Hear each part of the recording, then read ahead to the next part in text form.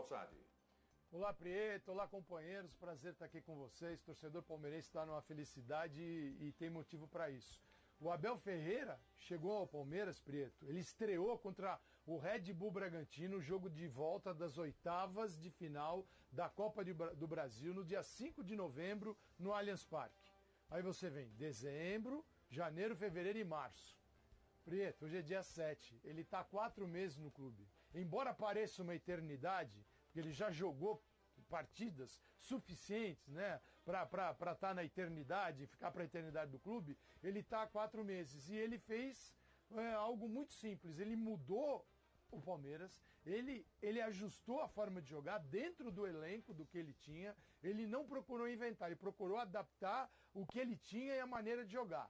E ele conseguiu fazer isso. E ele ganhou a Libertadores e a Copa do Brasil. Eternidade, porque ele já jogou partidas suficientes, né, para estar na eternidade, ficar para a eternidade do clube. Ele está há 4 meses e ele fez algo muito simples. Ele mudou o Palmeiras, ele ajustou a forma de jogar dentro do elenco do que ele tinha. Ele não procurou inventar, ele procurou adaptar o que ele tinha e a maneira de jogar. E ele conseguiu fazer isso. E ele ganhou a Libertadores e a Copa do Brasil.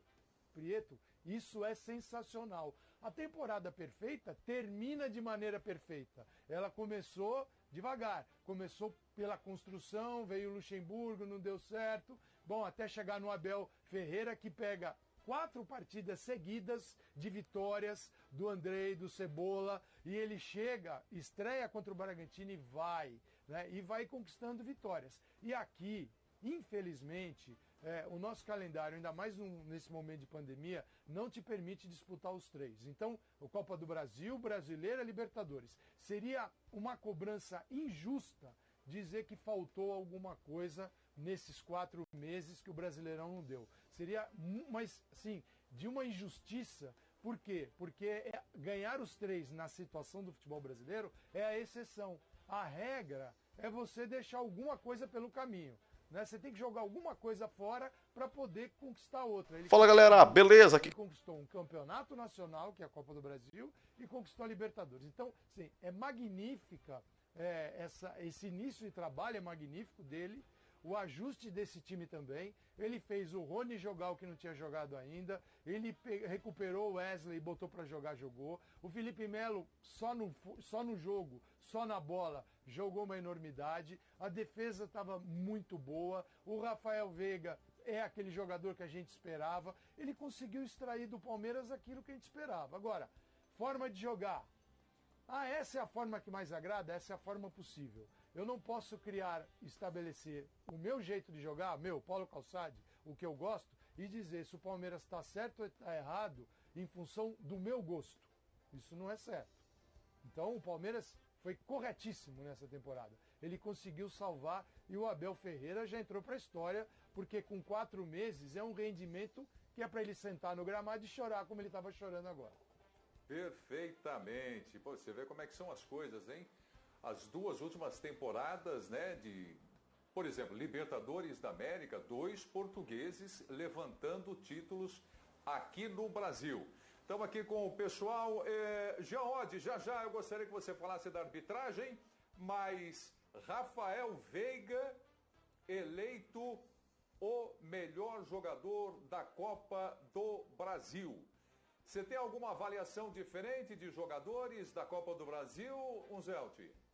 Acho que não, até porque a última impressão é a que fica, né? E mais uma vez também não entendi porque saiu. Mais um jogo que eu jamais tiraria o Rafael Veiga. Eu sei que é uma opção do Abel, a gente falou de todo o mérito do Abel e ele merece. Mas o Veiga eu acho que na reta final, até porque os grandes candidatos do Grêmio deram chabu, né?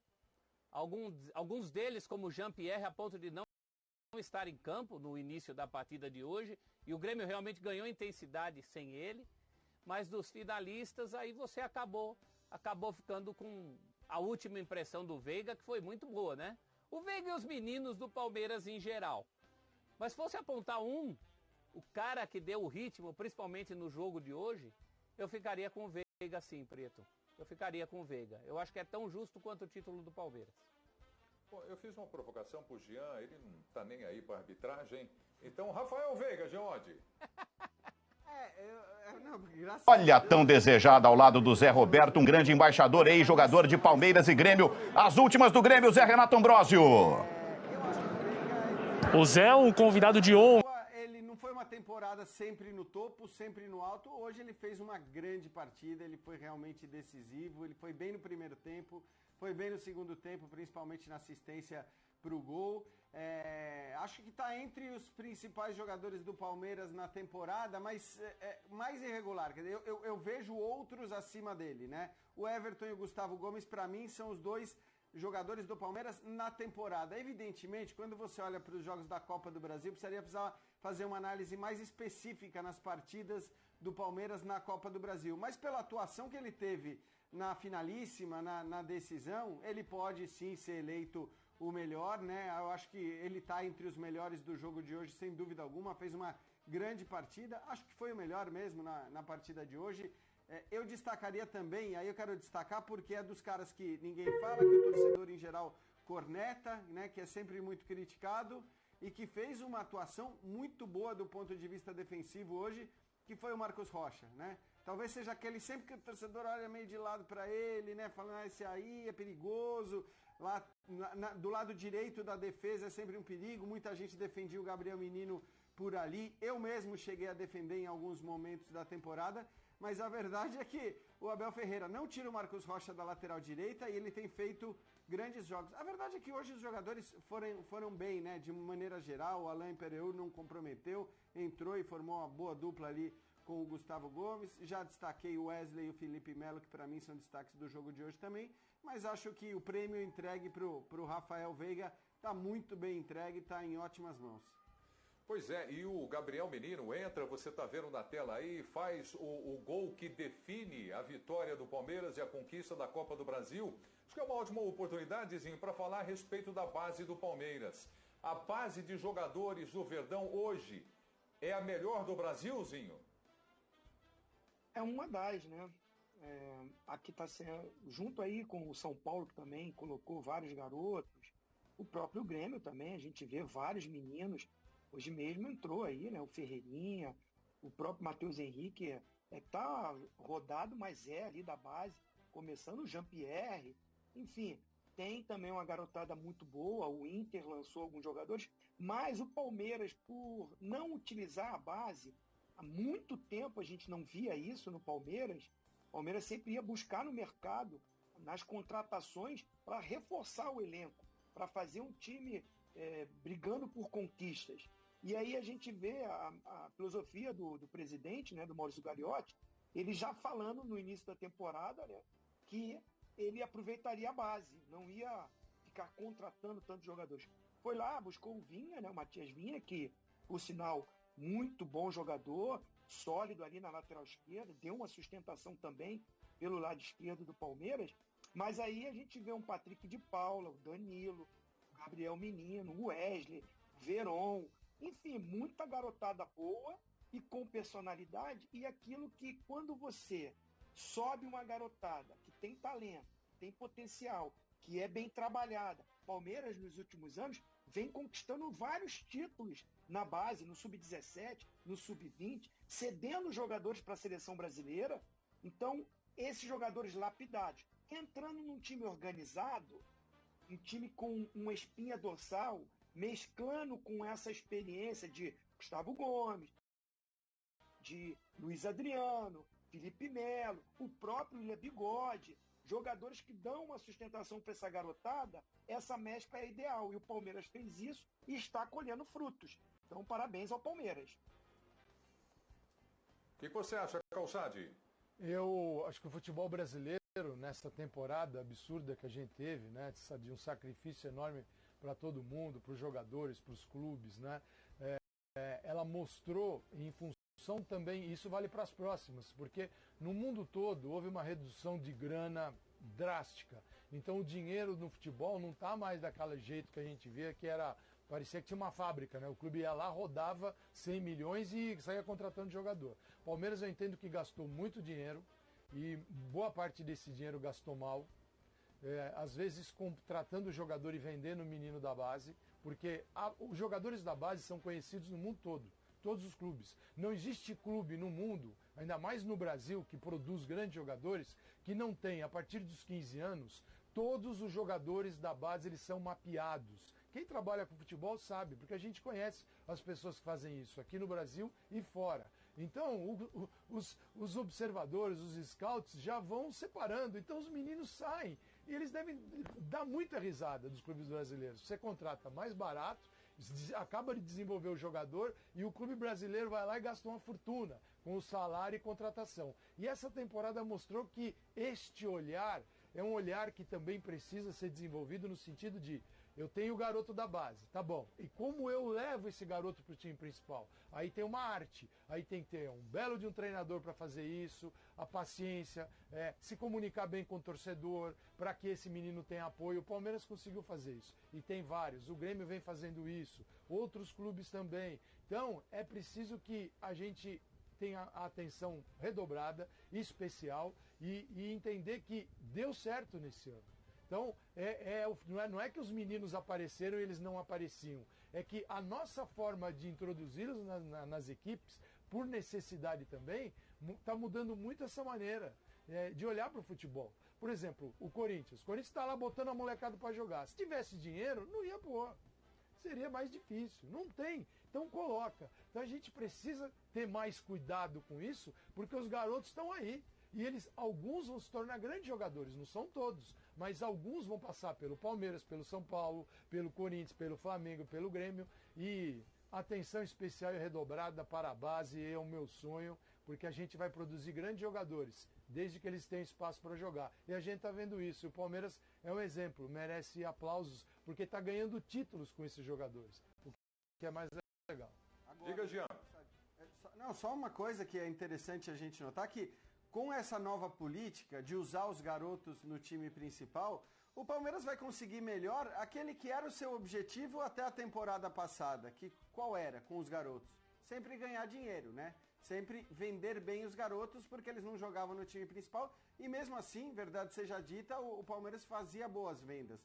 Agora, quando as vendas forem acontecer, e é claro que o torcedor quer que elas demorem o máximo possível, certamente você vai acabar negociando esses jogadores até por mais do que você negociaria vendendo direto da categoria de base para um grande clube, né? Então também nesse aspecto financeiro acaba sendo melhor, né? Se você consegue lançar e evidentemente ter sucesso com os garotos. Hoje, né, os três principais, vamos dizer assim, começaram no banco de reservas.